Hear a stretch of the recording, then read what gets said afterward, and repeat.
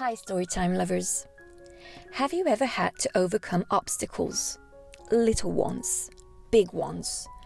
How do you deal with the sadness, frustration, and other negative emotions that obstacles create? If you need help with dealing with these emotions, you're in luck, because the author of today's book, Ori Gutin, has plenty of tips to give you. In fact, Ori himself had to overcome a few obstacles to publish his debut book, The Butterfly Who Flew in the Rain. Hey, have you ever wondered how writers get their books published? Well, in order to publish a book, you need a publisher. And when it's your first book and you're not yet well known, it can be a job finding one. The Butterfly Who Flew in the Rain was published by Mascot Books, which is an independent book publisher and distributor. Do you remember I read to you The Little Ouch, written by Catherine Picardi, about a little girl who threw tantrums whenever she needed to get her jab? Well, it was also published by Mascot Books.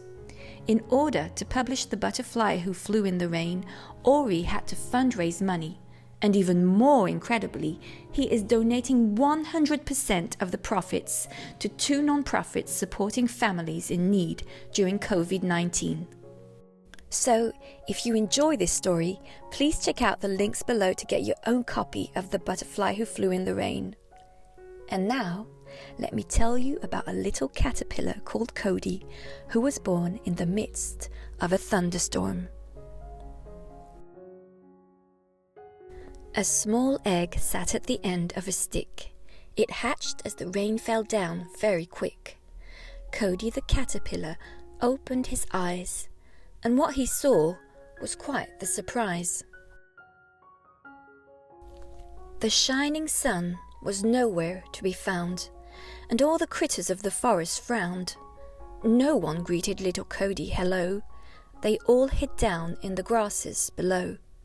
The colourful birds did not fly or chirp, nor did the chatty chipmunks dare to burp.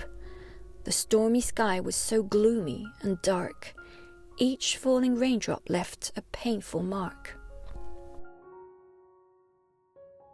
As the days went on, the sky did not change. Cody felt so lonely and very strange. During his short life, he never had fun, not a single moment, not even one. Then, on one mysterious afternoon, Cody's yellow skin turned white like the moon. His crunchy chrysalis began to form as the sky above continued to storm. To him, life had always been hard and sad. He never felt very happy or glad. Not once did he feel friendship or love, or see the sun in the sky up above. But truth be told, this was far from the end for our frightened, furry, six-legged friend. As Cody transformed in his chrysalis, the sun came out and gave the earth a kiss. As the sun's warm rays shone down on the ground, all the animals came and gathered round. Cody's cocoon began to snap and crack, and his beautiful wings poked through the back. He quickly broke free from his moon-white shell, and all the animals began to yell. Dancing deer sang with the purest delight. Terrific turtles cheered with all their might. Fancy frogs screamed, "I cannot believe my sight!" And beautiful birds celebrated in flight. All of a sudden, Cody began to cry. "Why do you cry, Mr. Butterfly? Why?" Cody smiled wide and lifted his head. "Before, I had only seen rain," he said, "for what seemed like many long and hard years." He paused, sniffling and wiping his tears. "Now the clouds have cleared, the sun is bright, and each of your sweet smiles shines like a light." For some time after this delightful day, life continued on this wonderful way. The sunny sun shined, the animals played, and when they were tired, they rested in shade. Each day, Cody sat with his new friend, Blue Jay, watching the flowers bloom and the trees sway. He would turn to his friend and simply say, "I am so grateful. Oh, what a day." Then, one very horrible afternoon, which came upon them all too very soon, the dark clouds began to shout and rumble, and soon heavy rain started to tumble. Seeing the rain, Cody let out a scream. "This must be some sort of terrible dream. How can it be raining again so soon? I want to crawl back into my cocoon." Blue Jay, seeing his friend get oh so blue, humbly said, "I used to be just like you. When it would rain, I would get down and sad. I could not do anything but be very mad. But over time, I learned something quite great. Let me tell you, I will not make you wait. This rain does not have to ruin your day. Come with me. Let's practice another way. We can splash in mud puddles down below.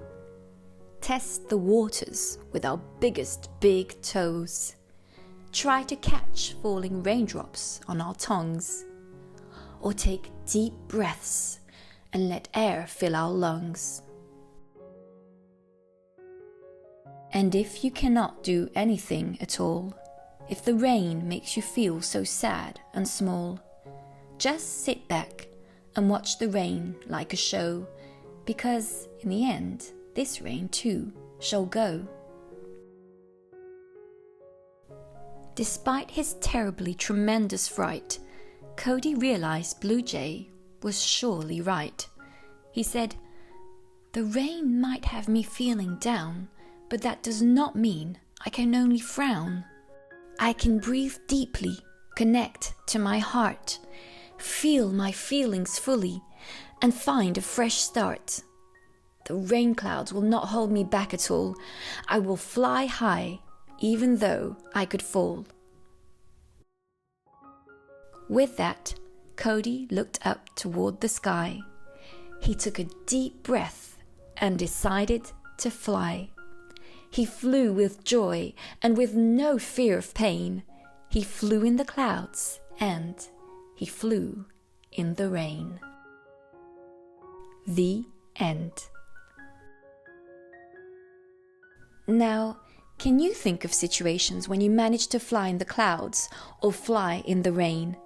If you still have a hard time overcoming difficult moments, you should definitely head to Ori's website.